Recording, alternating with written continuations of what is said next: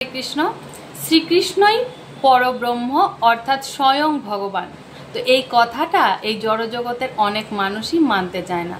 তাই ভগবান শ্রীকৃষ্ণ শ্রীমদ্ ভগবদ গীতার 7ম অধ্যায়ের 3 নম্বর শ্লোকে বলেছেন, মনুষ্যানাম সহস্রেষু কশ্চিৎ যততি সিদ্ধয়ে যত তামপি সিদ্ধানাম কশ্চিমাম বেত্তি তত্ত্বত।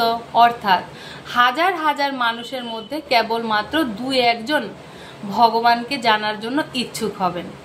তো এই জড়জগতে অনেকেই কিন্তু রয়েছে, সবাই কিন্তু এই আত্মতত্ত্ব, দেহতত্ত্ব এবং পরম তত্ত্ব সম্বন্ধে জানতে আগ্রহী নন।